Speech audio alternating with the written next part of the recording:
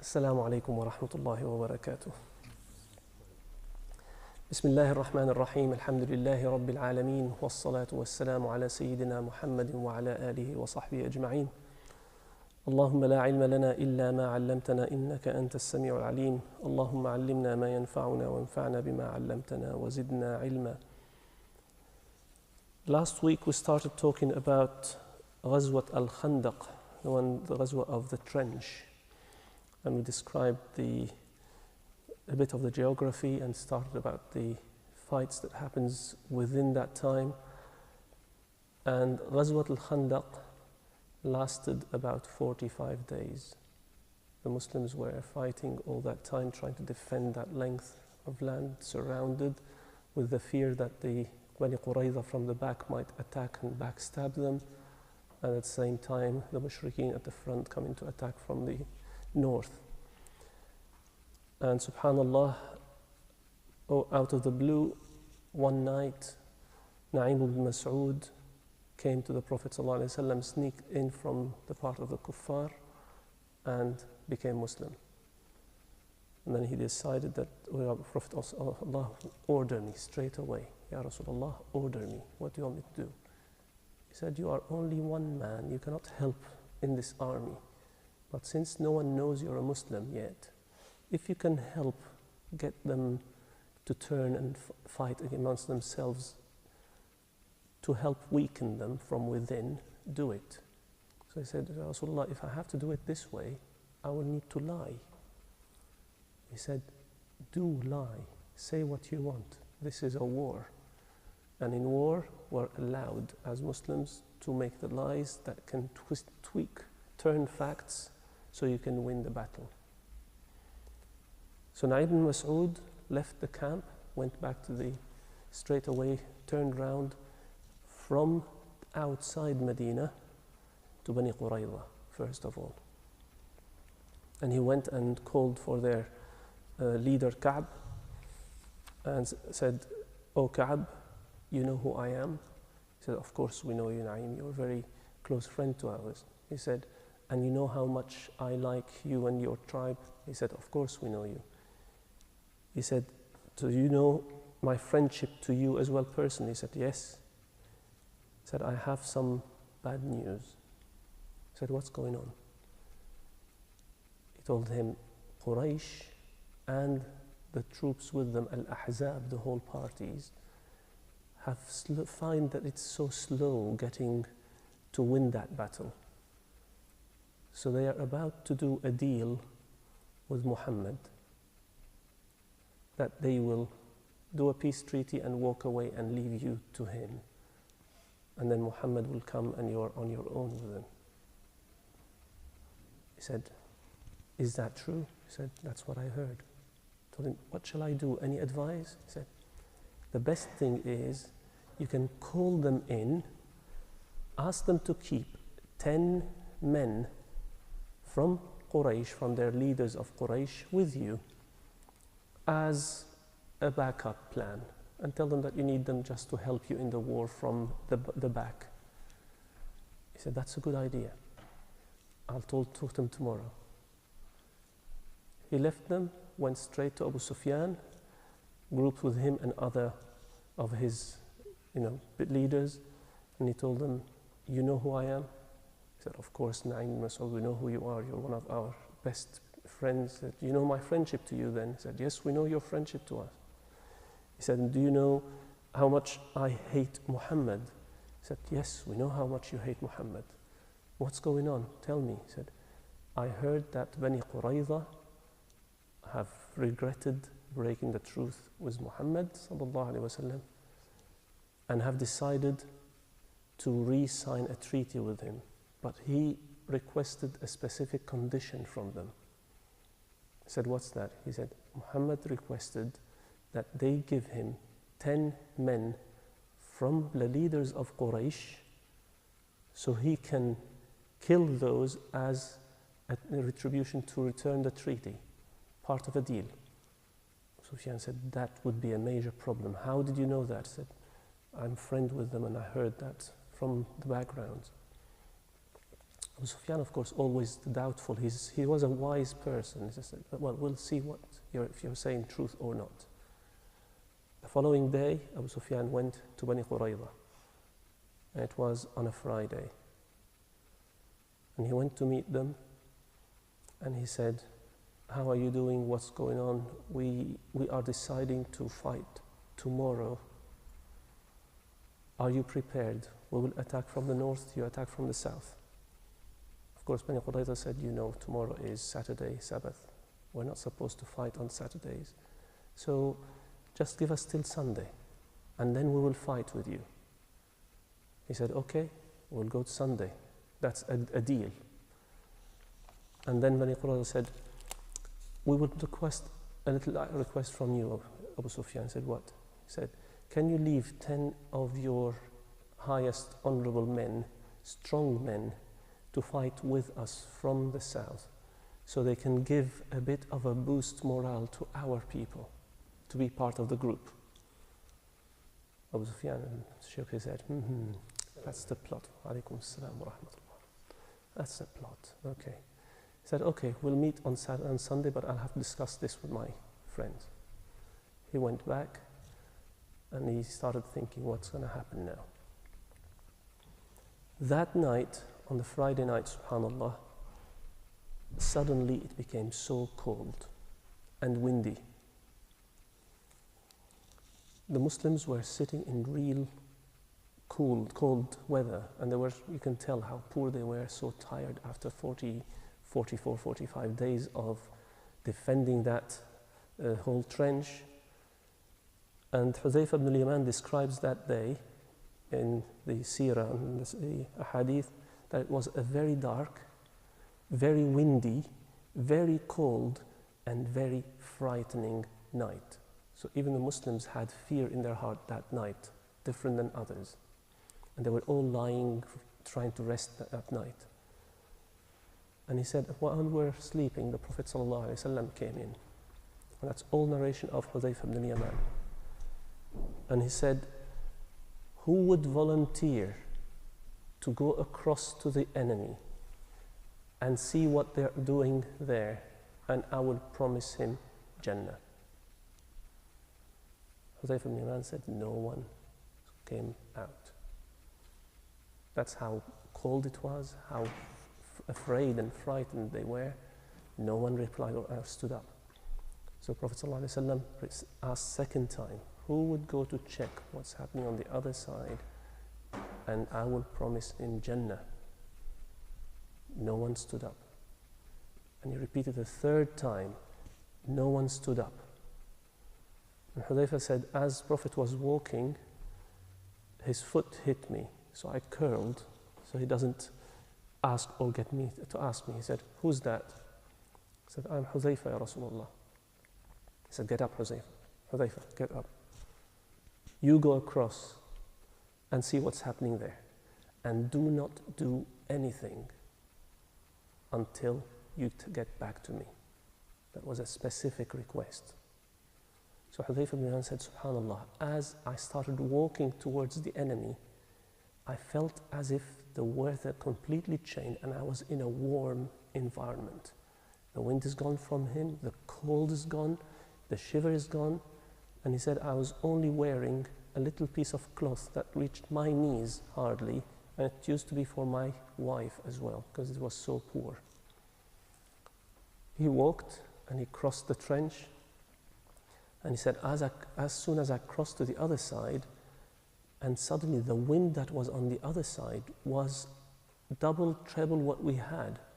We had a bit of a breeze compared to what they had as wind on the other side. You could see people were just busy trying to stabilize their tents or holding the tents that were about flying. The heavy pots they were cooking with were tipping over from the force of that wind. And they were all busy. He said, as I was walking, I saw a man standing in the middle on a little hilly area he made for himself, and the fire next to him. And that was Abu Sufyan. And I had my eye on him, and he was so clear. I prepared my bow and arrow to hit him and kill him. And as I was about to do it, I remembered the words of the Prophet ﷺ. do not do anything until you come back to me. And I did not want to disobey the Prophet sallallahu alaihi wasallam. That was their obedience. I remembered that, I obey. Even though he could have killed the head of the troops, but he didn't. He carried on walking around, and suddenly Abu Sufyan called everybody in, started shouting, so everybody grouped and gathered around him. And Abu Sufyan said, this is a strange night with what's happening. Each one of you, check who is sitting next to him. Hudayfa ibn Yaman was sitting, if someone asked him, he's in trouble. So he grabbed the one on his right. What's your name? He said, so and so. Grabbed on the left. What's your name? He said, so and so. Okay. So no one asked him. That was, subhanAllah, the wisdom of a mu'min, sudden jump. The two on his side, and he was in the middle. No one knew. It was so dark, no one knew who asked and who answered. There was the answer clear. So once they finished, Abu Sufyan said, you can see this is a night that is so windy, so cold, we're unable, we haven't reached anything. Bani Quraitha are not going to help us. I think the best way is to pack up and go home. As soon as he said that, he said before he finished, you could hear people standing up saying, pack up, pack up, pack up, and they started packing and going. That's it. Overnight, everybody was ready and dispersed. This was just by, subhanAllah, the trick of Na'im ibn Mas'ud, number one, after the power of Allah. Because the power of Allah turned everything upside down.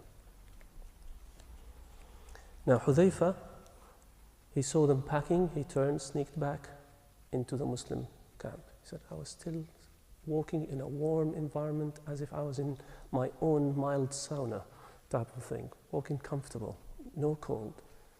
I asked where the Prophet ﷺ is. He said he's praying in the tent.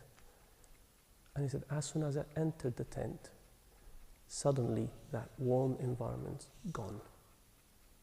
And the cold hit me again. And he started shivering. The Prophet ﷺ was praying and he felt his shiver. You can tell if someone is sitting cold, you can tell, okay, someone. So he said, the Prophet ﷺ opened his abaya and I just went under so he can warm me up while he finished his prayer. When he finished the prayer, he asked me what happened. So I told him what happened, the event. He said, Jazakallahu khair, now you can go and sleep. Hudayfa ibn Yaman said, I went to sleep, and as I slept really long until next day. Next day, it was late by the time I didn't wake up. He said, the Prophet ﷺ came and gave me a nudge. He said, get up, sleepyhead. In literal meaning, you can literally translate it into that word. He said, Qum ya nawman, get up, sleepyhead. So he got up and everything was completely different. They felt all the peace, and of course they got busy to cover that trench so life can return to normality. And by the time they finished, it was afternoon, the Prophet ﷺ went, took his gear off and went to have a shower, to do his ghusl.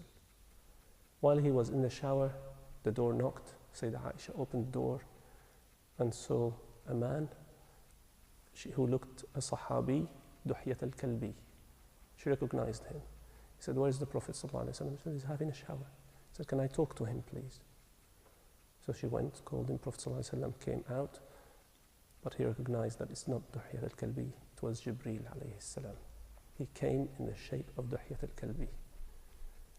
And he said, have you taken off the gear of war? He said, yes. Why? He said, Wallahi, the angels have not dropped their swords yet. Muhammad said, what's going on? He said, have you forgotten Bani Quraitha?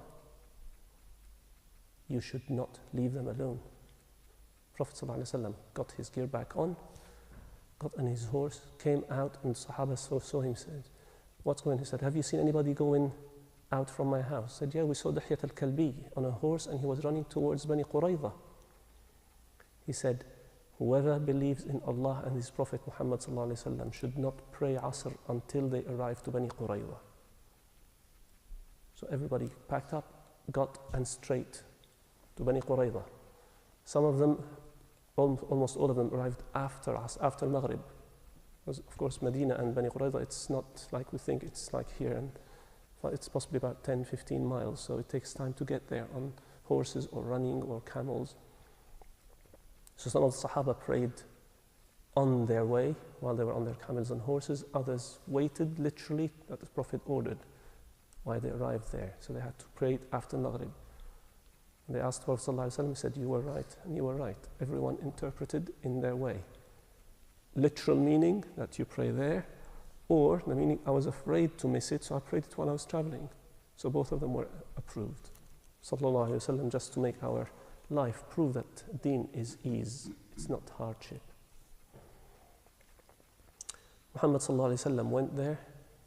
The Bani Quraitha saw all the troops suddenly in there. They closed their forts. What's going on? Sayyidina Muhammad Sallallahu Alaihi Wasallam say, you know what's going on. You have broken the treaty, you backstabbed Muslim, and you threatened the whole state of Islam with your activity and actions. That was treason. They said, well, you can't get onto us. We have all our food, we have our waters, we have everything. We can live as long as needed. We're sitting here.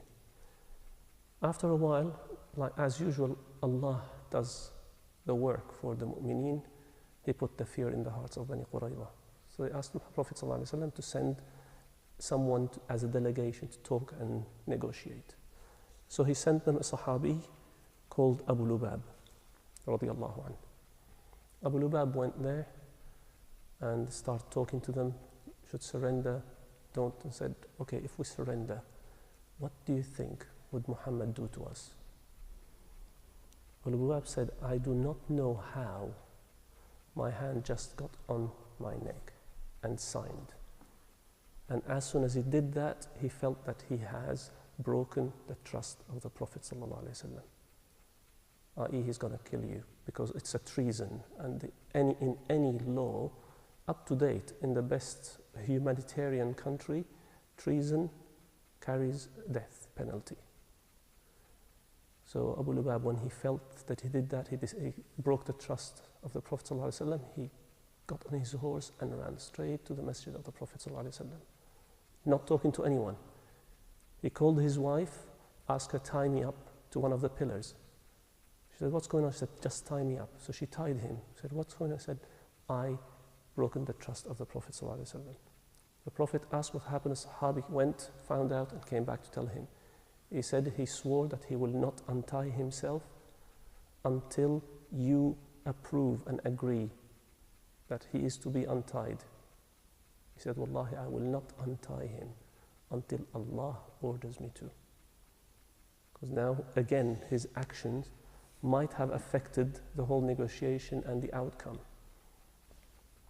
All he asked, his wife would come, untie him to go toilet, pray, and then tie him back. And he stayed there for a few days until Allah revealed in Surah Tawbah, which is chapter 9, verse 102, وَآخَرُونَ اعْتَرَفُوا بِذُنُوبِهِمْ خَلَطُوا عَمَلًا صَالِحًا وَآخَرَ سَيِّئًا عَسَى اللَّهُ أَن يَتُوبَ عَلَيْهِمْ إِنَّ اللَّهَ غَفُورٌ رَحِيمٌ. And others who have mixed good deeds with bad. They may Allah, some others who have approved or knew that they've done something bad, they've done a sin, they have mixed good and bad actions, may Allah forgive them, i.e. Allah has forgiven them in the meaning. Allah is indeed all forgiving and merciful. And at that stage, the Prophet ﷺ said, yes, now you can untie him. So he was untied, approved. Bani Quraitha couldn't know what to do. The surrounding Bani Quraitha itself lasted an extra 19 days after the 45 days of Al-Khandaq trench. So look, 2 months gone just in one type of battle. One night, the leader of Bani Quraitha, Ka'b ibn As'ad, gathered Bani Quraitha. And he said, you saw what happened? What should we do? He said, we will not surrender. We don't know what to do. We are lost here. What do you say? He said, I will ask you or offer you 3 choices. You can choose which one you prefer out of them. He said, okay, what are they? He said, first one, you all know that he is the Prophet and the Messenger of Allah. Imagine. So why don't we believe and follow him? He does not kill his followers. They said, La Allah, we will not follow him. To that last minute, they're still in their ego. He said, okay, if that's not acceptable, I'll give you the second one. Let's kill all our women and children and jump and fight in one all battle together. And if we are killed, that's it, there is nothing to lose. Wa alaykum as-salam wa rahmatullah. If we die, there is nothing to lose. And if we win, we can marry again and have children again, carry on. And look at him and said, what option is that? Get rid of our families, kill our own family? That's not an option. He said, okay, the third. Tonight is the night of Saturday. It's a Friday night. And the Muslims know that on Saturday we don't do anything. So let's surprise them while they're just resting and attack them in one go. He said, what are you talking about? You know what Allah did to the people who disobeyed him on the Saturday in Sabbath? Do you want that to happen to us? He said, Wallahi, you have no one of you who is decisive. You don't want to make a decision. You're still lost. And they carried on as they are, subhanAllah. Now, one of the Jews, Amr ibn Sa'di from Bani Quraitha, came out of the fort, sneaked out, and he was captured straight by the Muslims. The Muslims guarding the fort were led by Sahabi, Muhammad ibn Maslama. So Muhammad ibn Maslama caught him and took him. He said, he wanted to kill him. He said, no, take me to your Prophet. So they took him to Muhammad sallallahu alaihi wasallam.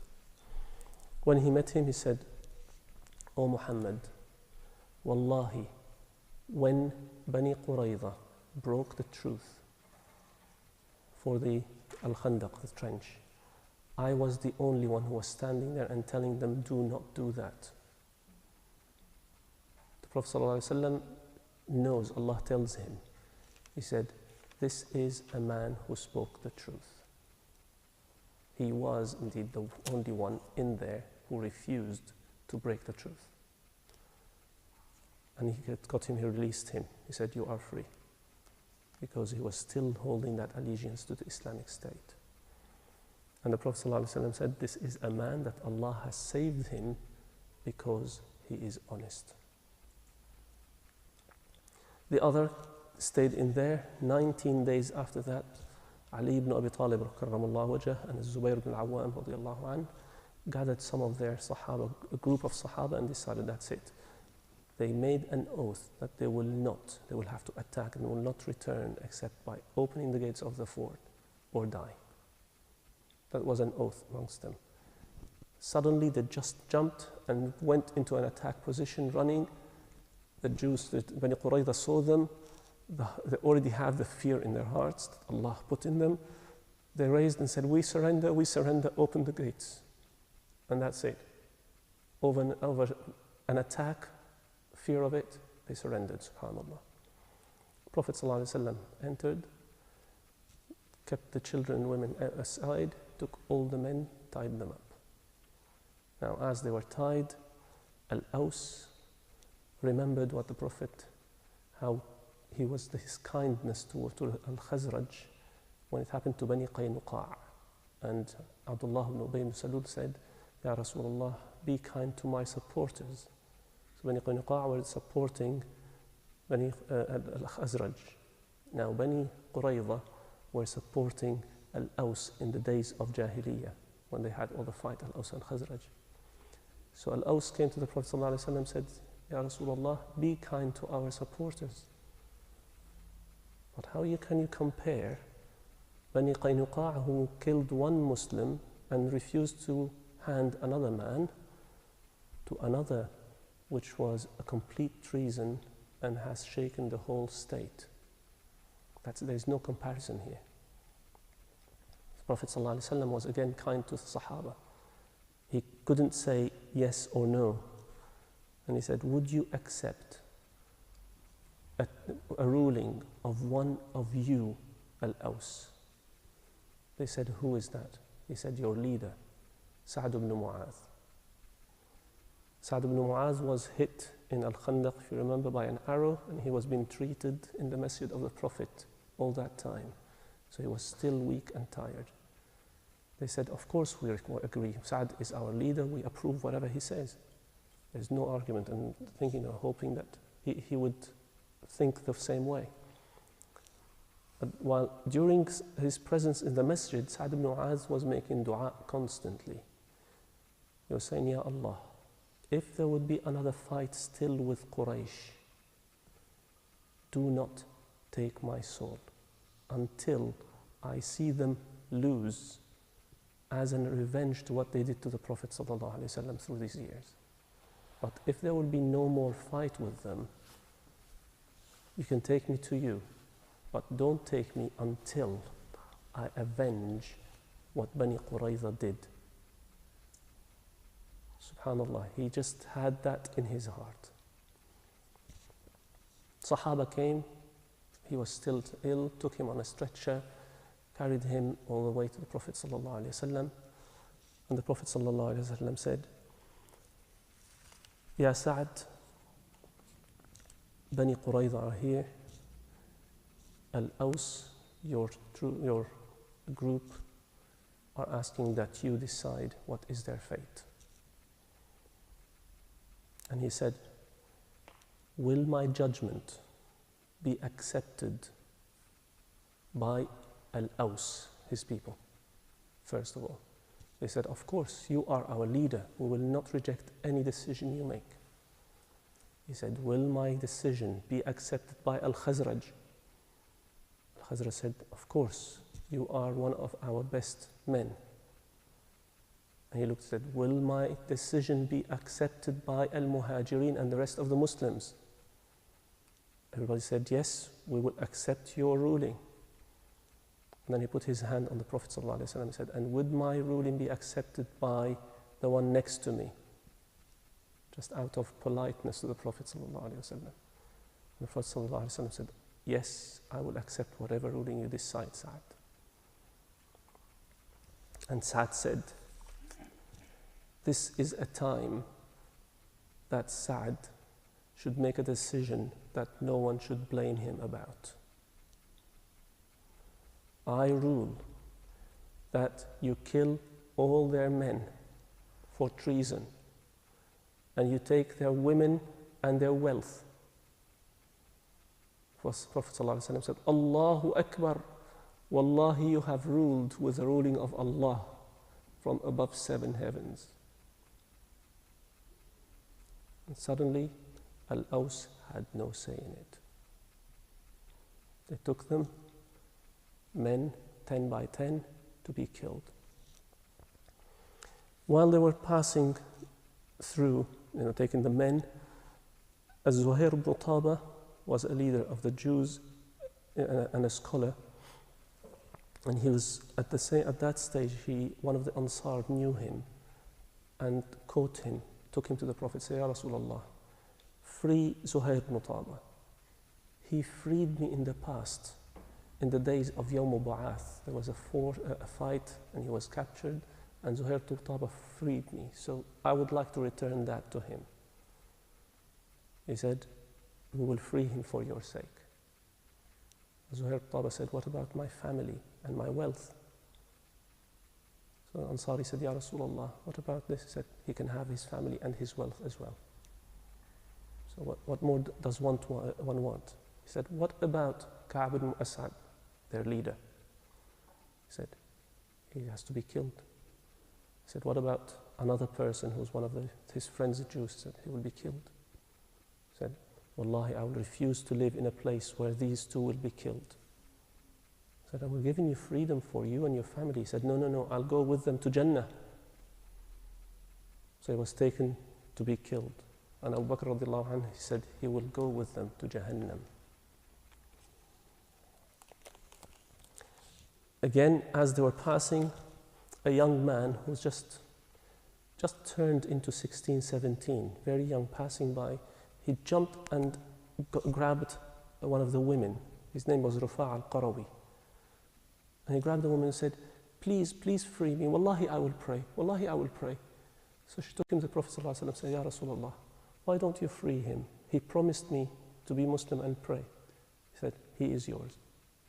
And subhanAllah, he did become a good Muslim and he did pray and he became one of the scholars as well in fatwa after that. Sayyidina Rufa' al-Qarawi radiyallahu anhu.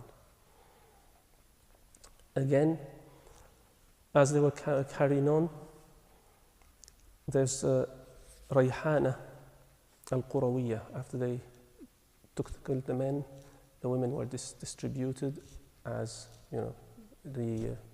amongst the fighters. And the Prophet ﷺ, his share was Rayhana al-Qurawiyya. He offered her to become Muslim, she refused. And of course, he left her alone.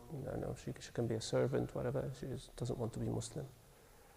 After a while, as he was in the masjid with the Prophet ﷺ, they heard someone coming. The Prophet ﷺ said, this is a man coming to tell me the good news that Rayhana has become Muslim. And as that man walked in, he told him, Ya Rasulullah, good news, Rayhana has become Muslim. Now, there is a debate here amongst the scholars about did he marry her or did he not marry her? But we know that she is not one of the 9 that's mentioned as a wife of the Prophet ﷺ, but still amongst scholars, nothing for us to debate here. Now, along this, when we look, this is Ghazwat al-Ahzab, followed by Bani Quraitha, which is part of Ghazwat al-Ahzab. There was a whole surah called Surah al-Ahzab, Surah of the parties. And the verses that relate to this are verses number 9 to 27.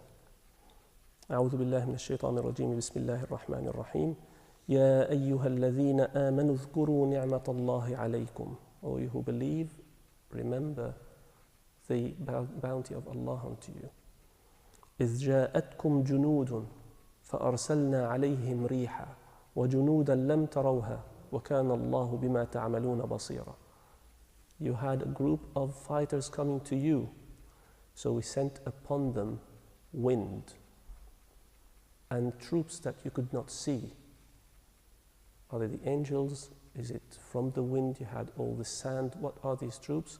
Allah only knows, of course. And Allah was all-seeing of what you were doing.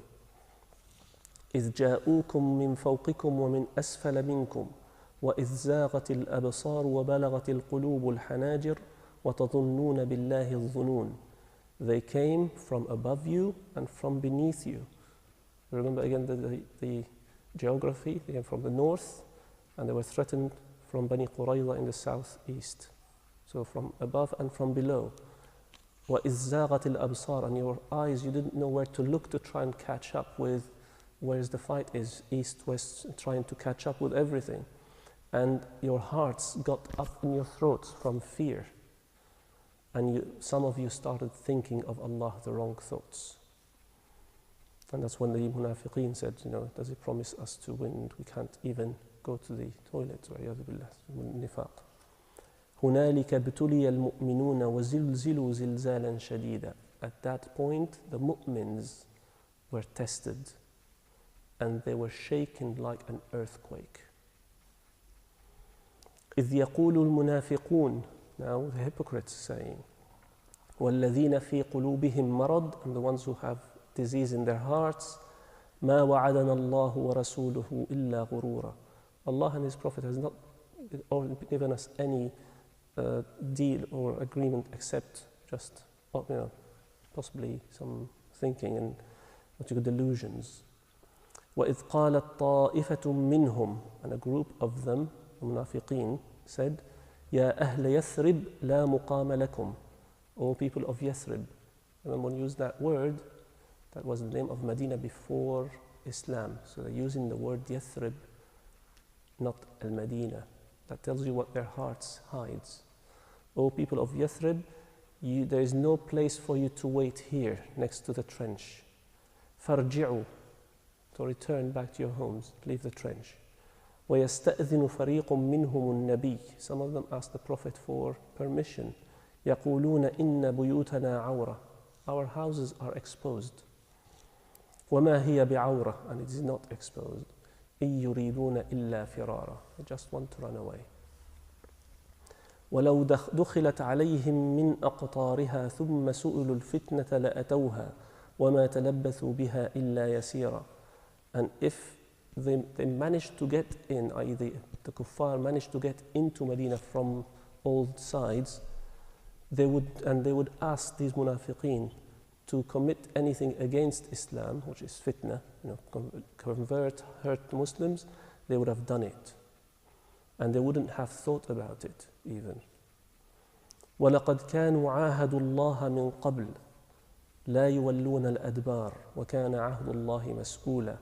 And before that, they were asked, there was a treaty and the truth, they were given to Allah. They gave Allah because they were Muslims, that they will not run away, and the oath and the convenience of Allah will be asked one day. قُلْ لَن يَنْفَعَكُمُ الْفِرَارِ. Tell them running away will not be beneficial to you. إِنْ فَرَرْتُم مِّنَ الْمَوْتِ أَوْ الْقَتْلِ. If you're running away from death or from being killed, you're going to die anyway, anytime. وَإِذًا لَا تُمَتَّعُونَ إِلَّا قَلِيلًا. And if you run away from, you think, death or being killed, you will not have any good to do in life, except a little bit of respite. قُلْ مَنْ ذَا الَّذِي يَعْصِمُكُم مِّنَ اللَّهِ إِنْ أَرَادَ بِكُمْ سُوءًا. Say, who will protect you from Allah if He wants anything bad to you? Of course, when we say Allah wants something bad, it's what we count as bad humans, of course. Allah doesn't give anything bad, it's only good, but what we count as bad. أَوْ أَرَادَ بِكُمْ رَحْمَةً. Or if He wants with you mercy, who will stop that? وَلَا يَجِدُونَ لَهُم مِّن دُونِ اللَّهِ وَلِيًّا وَلَا نَصِيرًا. And they will not have anyone to protect them from Allah. قَدْ يَعْلَمُ اللَّهُ الْمُعَوِّقِينَ مِنْكُمْ وَالْقَائِلِينَ لِإِخْوَانِهِمْ هَلُمَّ إِلَيْنَا وَلَا يَأْتُونَ الْبَأْسَ إِلَّا قَلِيلًا. Allah knows among you who keep back or stay back, and those who say to the others, come along with us, leave them, you don't need to fight. We'll just fight a little bit with them and then we can go. أَشِحَّةً عَلَيْكُمْ. They are very tight on you. فَإِذَا جَاءَ الْخَوْفُ رَأَيْتَهُمْ يَنْظُرُونَ إِلَيْكَ تَدُورُ أَعْيُنُهُمْ كَالَّذِي يُغْشَى عَلَيْهِ مِنَ الْمَوْتِ. When there is fear coming, you see them looking at you, the Prophet ﷺ. They look at you and their eyes revolving, not knowing what to do from fear, as if they have seen death. فَإِذَا ذَهَبَ الْخَوْفُ سَلَقُوكُمْ بِأَلْسِنَةٍ حِدَادٍ أَشِحَّةٍ عَلَى الْخَيْرِ. And once the fear goes away, they start slandering you with really sharp tongues that doesn't say anything good. أُولَٰئِكَ لَمْ يُؤْمِنُوا. Those have never been mu'mins. فَأَحْبَطَ اللَّهُ أَعْمَالَهُمْ وَكَانَ ذَلِكَ عَلَى اللَّهِ يَسِيرًا. All their good deeds that they have done, Allah has just lowered down, as if it's gone, أَحْبَطَهُ. It's wiped out. And it's very easy for Allah to do this. يَحْسَبُونَ الْأَحْزَابَ لَمْ يَذْهَبُوا. They thought still the Ahzab, the groups were still outside. After they left, they were still hiding in their houses, the munafiqeen, not knowing that it's all gone. وَإِنْ يَأْتِ الْأَحْزَابُ يَوَدُّوا لَوْ أَنَّهُمْ بَادُونَ فِي الْأَعْرَابِ يَسْأَلُونَ عَنْ أَنْبَائِهِمْ وَلَوْ كَانُوا فِيهِمْ مَا قَاتَلُوا إِلَّا قَلِيلًا. And if the group Ahzab, the parties, have returned, they would love to desert you and go to the Bedouins. And even if they go amidst them, they will never fight. لقد كان لكم في رسول الله أسوة حسنة لمن كان يرجو الله واليوم الآخر وذكر الله كثيرا. You have indeed in the Messenger of Allah a beautiful pattern and conduct to follow. And those who hope Allah the final day and wish to meet Allah on the final day and always do dhikr. وَلَمَّا رَأَى الْمُؤْمِنُونَ الْأَحْزَابَ. when the mu'mins now saw all these parties and the thousands that were there, قالوا هذا ما وعدنا الله ورسوله وصدق الله ورسوله وما زادهم إلا إيمانا وتسليما. When they saw the mu'mins, saw the groups, that this is what Allah and His Prophet has definitely told us will happen. And Allah and the Prophet are truthful, and Allah only gave them more iman and more obedience. من المؤمنين رجال صدقوا ما عاهدوا الله عليه. From the mu'mins, there are men who have indeed been true with what they have given as covenants to Allah and the Prophet. فمنهم من قضى نحبه. Some of them have been killed or died. ومنهم من ينتظر وما بدلوا تبديلا. And some of them are still waiting for death, waiting to be martyred, both of them, and they will not change what's in their heart of belief. ليجزي الله الصادقين بصدقهم. Allah will give the good reward for the ones who are truthful for the sake of their honesty. ويعذب المنافقين إن يشاء. And He will punish the hypocrites if He wishes. أو يتوب عليهم. Or He might forgive them. They might suddenly change heart and become mu'min. Allah will forgive them. So not all munafiqeen, since they become munafiq, you say they are in Jahannam, unless they die on nifaq, because hearts can be twisted and they can change. إِنَّ اللَّهَ كَانَ غَفُورًا رَحِيمًا. Allah is indeed all forgiving and merciful. وَرَدَّ اللَّهُ الَّذِينَ كَفَرُوا بِغَيْظِهِمْ لَمْ يَنَالُوا خَيْرًا. And Allah has returned the kuffar away. Even with their fury, they still turned away. وَلَمْ يَنَالُوا خَيْرًا. They didn't get anything good. وَكَفَى اللَّهُ الْمُؤْمِنِينَ الْقِتَالَ وَكَانَ اللَّهُ قَوِيًّا عَزِيزًا. And Allah has stopped any fight. The mu'mins did not fight much in there. So there was no real fight in it. وَأَنزَلَ الَّذِينَ ظَاهَرُوهُم مِّنْ أَهْلِ الْكِتَابِ مِنْ صَيَاصِيهِمْ وَقَذَفَ فِي قُلُوبِهِمُ الرُّعْبَ فَرِيقًا تَقْتُلُونَ وَتَأْسِرُونَ فَرِيقًا. And Allah has got the ones from the people of the book out of their forts. Now this is Bani Quraitha. They were hiding up in the heights. He got them all the way down to you, and they were captured. And وَقَذَفَ فِي قُلُوبِهِمُ الرُّعْبَ. And He put fear in their heart. Again, that's a proof Allah puts the fear in the hearts. Some of them you killed, and some of them you took as prisoners. فَرِيقًا تَقْتُلُونَ وَتَأْسِرُونَ فَرِيقًا وَأَوْرَثَكُمْ أَرْضَهُمْ وَدِيَارَهُمْ وَأَمْوَالَهُم. And Allah has given you as a reward, as a worth, which is usually after death, the inheritance. So you inherited from the people of the book of Bani Quraitha, you took their land, their homes, and their money. وَأَرْضًا لَمْ تَطَئُوهَا. And a part of land that you've never reached, because the Muslims never got into that part of Bani Quraitha, deep into their forts. وَكَانَ اللَّهُ عَلَى كُلِّ شَيْءٍ قَدِيرًا. And Allah is indeed able to do everything He wishes. So now this takes us down from the seerah of Al-Khandaq and Bani Quraitha as a followed from there. And after this all fight, as I said, 45 days for Al-Khandaq, followed by 19 for Bani Quraitha. The dead from the Muslims were 6: Anas ibn Aus, Abdullah ibn Sahl, As-Sifr ibn Nu'man, Tha'lab ibn Ghanamah, Ka'b ibn Zayd, and later Sa'd ibn Mu'adh radiyallahu anhu. After he gave that ruling about Bani Quraitha, just short after he died radiyallahu anhu. It's part of death from that attack. As from the kuffar, from the mushrikeen of Al-Ahzab, there were 3 dead before Bani Quraitha, of course, I'm talking about. There were Munabbih ibn Uthman ibn Abd al-Dar, and then an arrow just hit him from nowhere. But you remember Ka'b ibn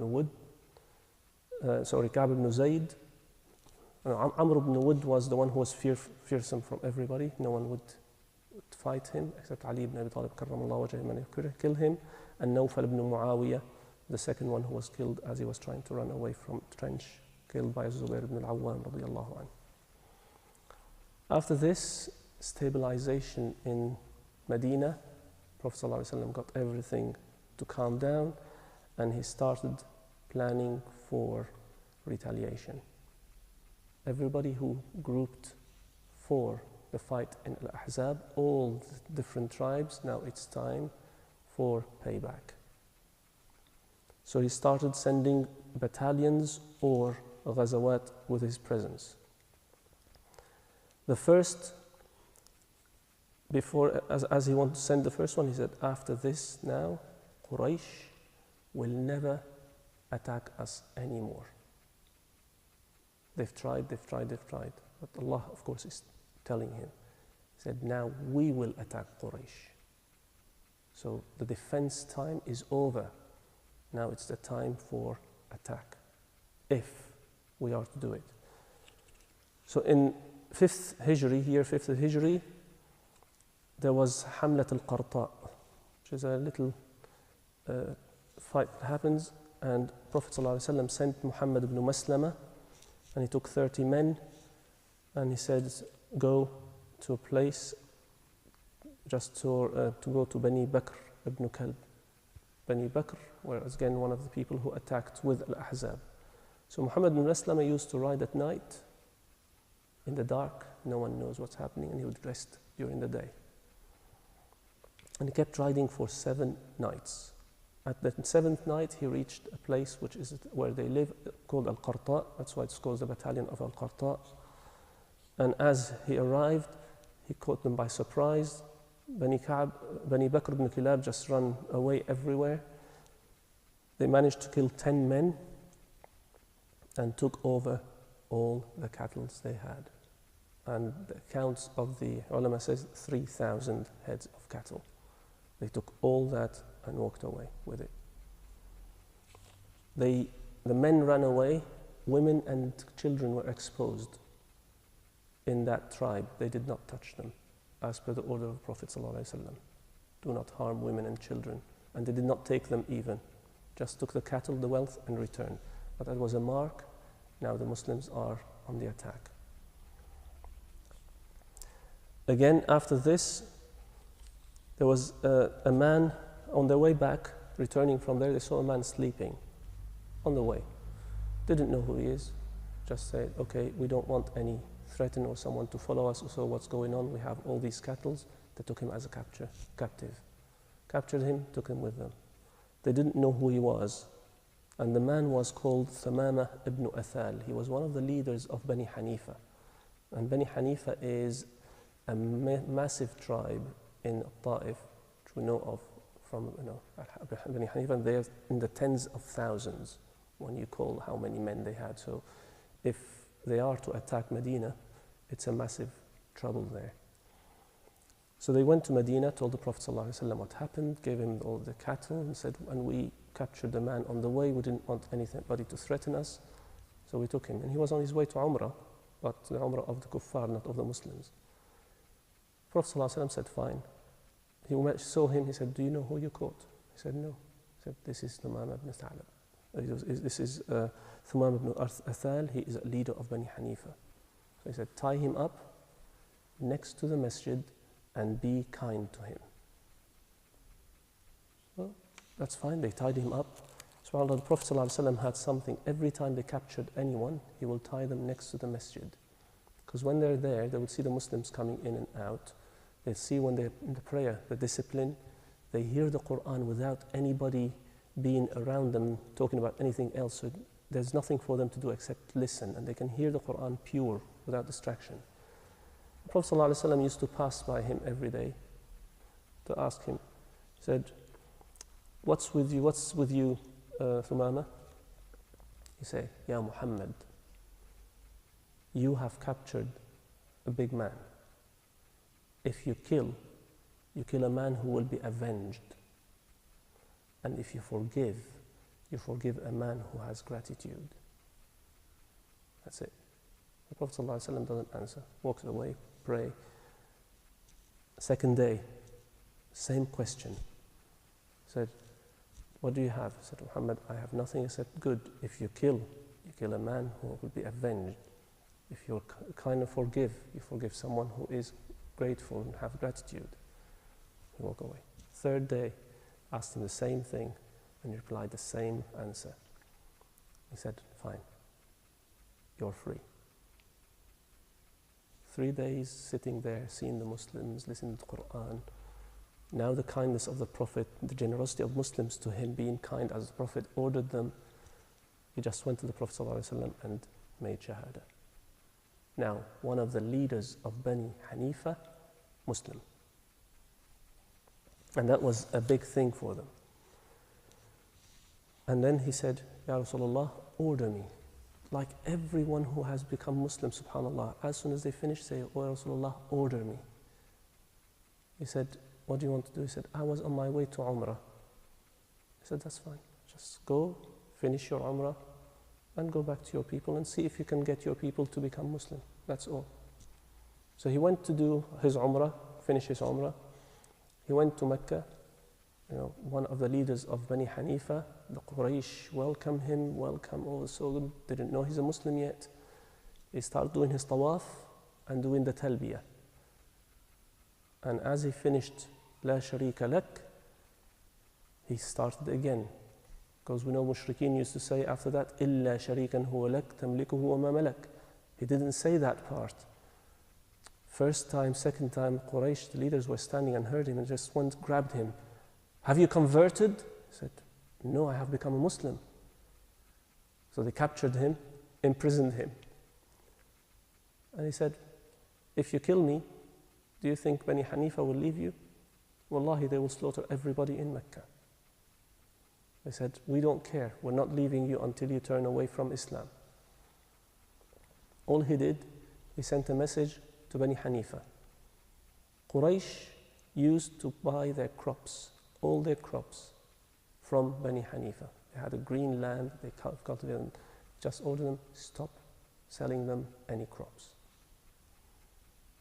After a while, famine, literally, became onto Mecca. There's no crops, no food. Bani Hanifa has stopped the lifeline. Once they happened and said, okay, you're free, but please just return the crops to us. He said, Wallahi, I will not return any little piece of the crop until the Prophet ﷺ, Muhammad, approves. So Quraysh straight away sent a delegation to the Prophet ﷺ, please, Ya Muhammad, we are your bloodline, please forgive us, let Bani Hanifa give us the food. The Prophet ﷺ said yes, and he gave the order to the man, yes, give them the food. And this is Allah just raising the status of Islam now, slowly.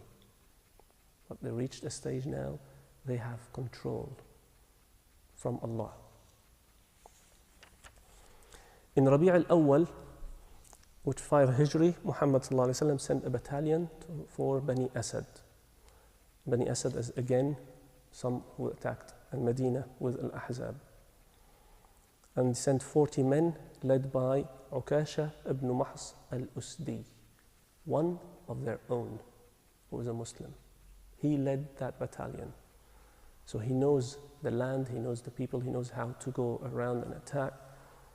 And as they arrived there, they went. Bani Asad were not prepared. They got and attacked them, they ran away, but they could not find anything. Where's the wealth? He knows his tribe, they are wealthy. So they managed suddenly to capture one of the tribes and kept investigating and beating him. What's going, where's? So he told them, I'll lead Tolly to the cattle, but free me and don't hurt me anymore. He said, fine. So he took them out of the tribe amongst the mountains and kept trying until they felt that, is he trying to take us into a little trick and get us killed? So they grabbed him again. Where are you taking us? He said, Wallahi, it's just behind that hill. They went behind the hill and find all the cattle, everything hid there, again hidden. And they took it all and returned to Medina. In the 5th Hijri as well, now there is a fight, a little battalion, it's a ghazwa actually. The Prophet ﷺ himself led it to attack Bani Lahyan. They are not people who helped in Al-Khandaq, but they were the one who betrayed the Sahaba of the Prophet ﷺ, and one of them was Asim ibn Thabit. When we said Ma'ur Raji', the 6 Sahaba that went there, they killed Asim ibn Thabit, one of them. So now it's time to retaliation for those. So the Prophet ﷺ went himself in a ghazwa called Ghazwat Bani Lahyan, and he went with about 200 miles. Banu Lahyan were in the south, close to Mecca. The Prophet ﷺ went up north initially. So everybody started to think, oh, where is he going? And he had 200 men with him. And they got about 20 miles north and then turned back. They traveled, as I said, about 200 miles until they got to Bani Lahyan. Bani Lahyan were always aware that something is not right. Muhammad will attack us, he's retaliating. So they had always eyes investigating. So despite the trick that Prophet ﷺ did up north and then he got down south, they managed to get ready and prepare that, okay, he's coming. The Prophet ﷺ reached there, arrived, and although they were prepared, they still were afraid and ran away. The Prophet ﷺ stayed there for 2 days in their land. And he was close to Mecca. So he sent 10 men, led by Abu Bakr as-Siddiq radiallahu anhu. They went running, entered Mecca, until everybody heard Muslims are attacking Quraysh. That's it. It just spread, news like wildfire in the Arabia that world. And returned back to the Prophet ﷺ. That was enough to show Quraysh that now we are close and we can do what we like, but this is Baytullah al-Haram. And they returned. The Prophet ﷺ returned back to Medina. Now on his way back to Medina, ﷺ, he stopped by graves of the Sahaba who were killed by Banu Lahyan and made dua to them, ﷺ. And again on the way back, he stopped by a grave, got down and started crying and crying. Sahaba were astonished, what's happening? Prophet, they didn't see the Prophet cry that much before. So Umar ibn Khattab radiallahu anhu asked him, Ya Rasulullah, we saw you stop by a grave and cry, and we've never seen you do that. What is this? He said, this was the grave of my mother. I asked Allah to visit her, and He allowed me. And I asked Him to ask for forgiveness for her, and He did not allow me that. So I had the mercy of the son towards his mother, and I started crying. Sallallahu alayhi wa sallam. On this note, I will finish inshallah and will continue next week. جزاكم الله خيرا. سبحانك اللهم وبحمدك نشهد أن لا إله إلا أنت نستغفرك ونتوب إليك.